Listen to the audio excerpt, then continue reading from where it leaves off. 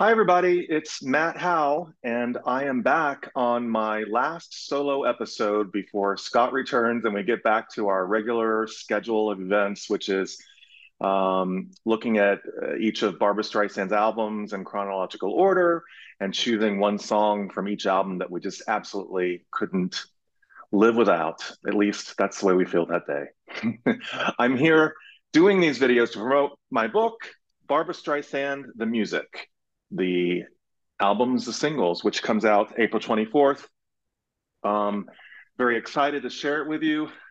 It looks fantastic, I must say myself. And it's all about Barbara's recording career, 60 years with Columbia Records. I am going to answer some more questions sent via the internet. And I'm going to make this one a short episode, and I'm going to have a sip of my mimosa.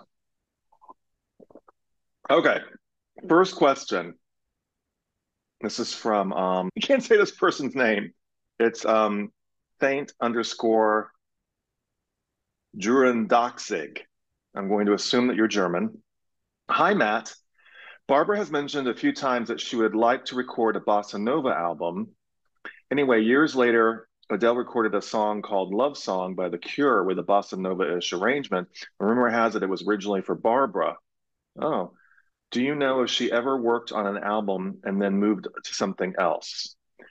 Yeah, she's talked about a bossa nova album for a long time, and but no, as far as I know, she hasn't recorded something that's not been released. I think maybe her idea of recording bossa nova probably morphed into some of the Diana Krall tracks on Love Is the Answer.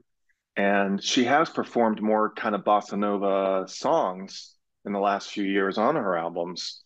But as far as doing a complete album, no, nothing's happened at this point. Maybe in the future, never know. On Instagram, Binge Vanyak asks, will she ever sing live again? What do you think? Can't wait for your book. Yes, Barbara will sing live again, but you know what? It has to, like I said in the last episode, the world's changed. I just saw that the Jonas Brothers are doing a Broadway residency, like 4 nights. I mean, how cool would that be if Barbara did a Broadway residency? She could just do 4 nights and they could tape it and make it a TV show, and then everybody could see her live and be happy, those who could afford the tickets. I mean, yes, I think that she's got some more live in her. I don't know if it's going to be these huge tours that she's done in the last few years, but yeah. Okay, Albert Diner asks, was there ever a ready to be released album for the Bella 14th Street, which they held back? Yes. Yeah, that's true. In fact, I want to cheat right here. On Just for the Record, A Good Man is Hard to Find was live. Some of These Days was live. I'm Always Chasing Rainbows was not live. That's not what you hear on the TV special, which has since been released. So I'm Always Chasing Rainbows is the recording studio version. And so, yeah, I mean, she recorded those songs. I think that that's one waiting in the wings that would be great to hear again, what to hear for the first time. Um, and I am a huge fan of Everybody Loves My Baby. What a great arrangement. What a crazy song. That's such a great song. We should hear more of that. So, Albert Diner, that's my answer to that. MVC, capital M, lowercase v, capital C. Did Barbara ever consider recording The Miller's Son from A Little Night Music? A missed opportunity. Well, we don't know. I mean, she certainly knows A Little Night Music because she recorded Send in the Clowns. And she said in her interview on Apple TV Plus that one of the albums she's considering in the future is Streisand Sings Sondheim. And The Miller's Son is certainly one of Sondheim's most well-known songs. I agree with you. It's a great song. Um, Tells a great story. I mean, if you want to talk about acting, and Barbara can be her age and perform this song. That's the beauty of recording. Um, yeah, so I hope she records it. Let's see what happens. Between the Desmond Child album and Streisand Sings Sondheim, there's a lot to come. My friend Neil asks, you mentioned the Holy Grail of Barbra recordings on the episode. The Holy Grail of her concerts is the 1969 International Hotel concert. Have you seen it? And will it ever be released on DVD Blu-ray? The Dolly medley is on YouTube and really bad quality. Yes, it is. On Barbra's 2016 tour, parts of the concert were shown on the big screens right before she entered the arena. Yes, all true, Neil. All true. Um, International Hotel is another amazing concert on videotape from 1969 that would be just perfect for them to release.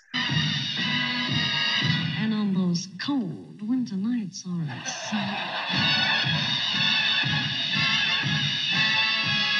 you can snuggle up to your cash register.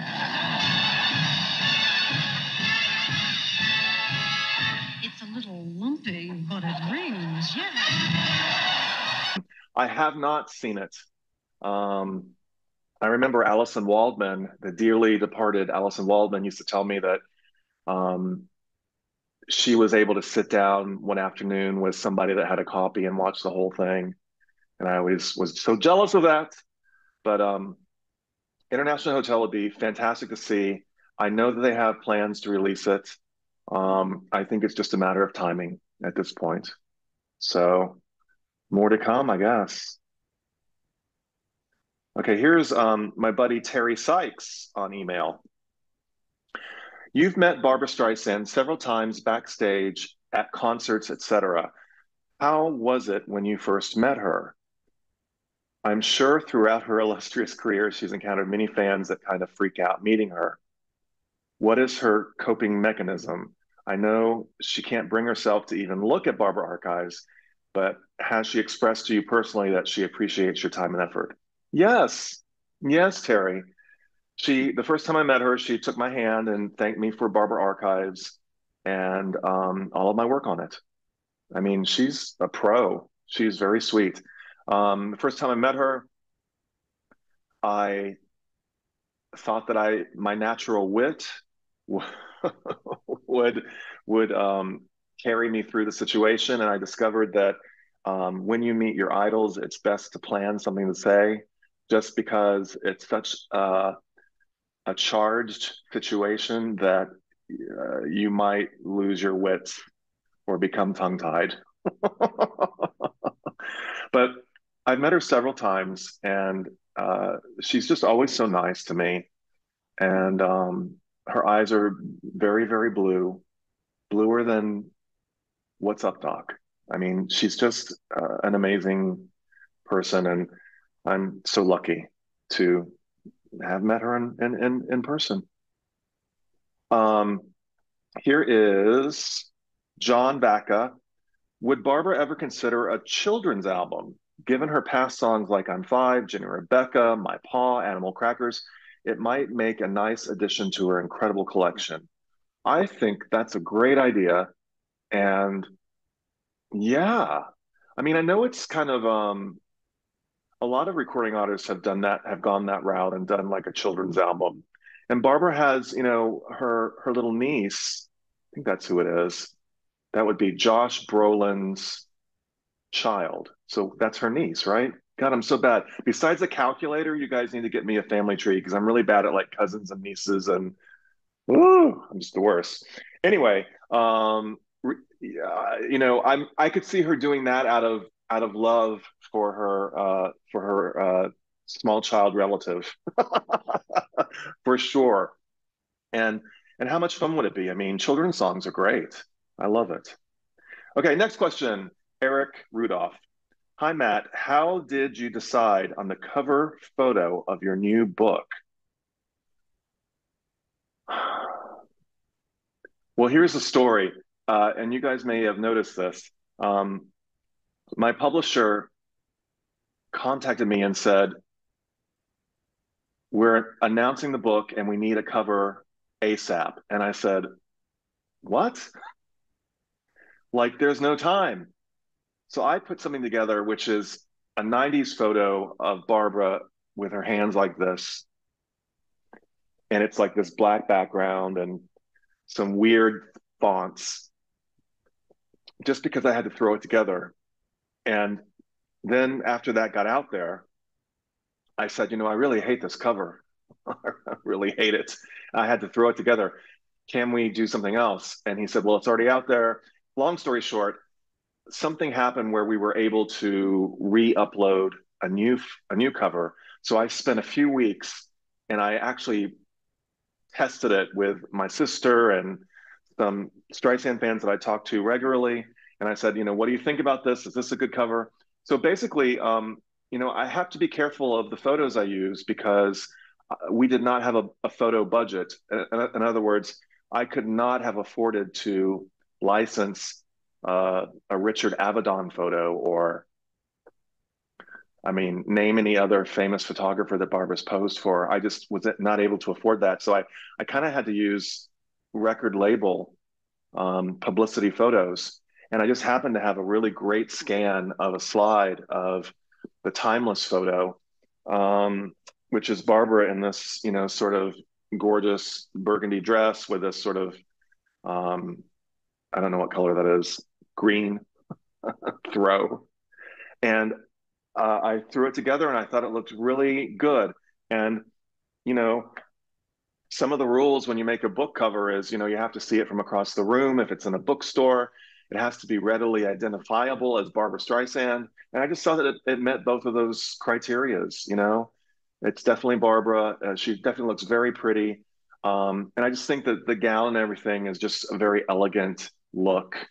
So that's kind of how it came together. Okay, that's all I got. That's all the questions. I know people sent me some other questions, but I think this was good. This was a good short episode. We'll be back soon, Scott and I, working on another guest, and we'll continue with her biggest albums ever, which is Partners, Encore, and Walls.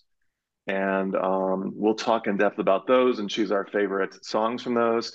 If you'd like to get this book, as always, you can pre-order from tuckerdspress.com. The book comes out April 24th. If you order from tuckerdspress.com, you'll receive a signed copy. I'm signing all of his copies. If you order from Amazon or something like that, no worries. I understand that. We've been telling people in Europe, you really probably should order from Amazon, even though we don't see a lot of that money, because the shipping is much less expensive. The shipping from Tucker DS Press is based on weight and packaging and literally costs almost as much as the book to ship it over to the UK or France or something like that. So, it just is what it is.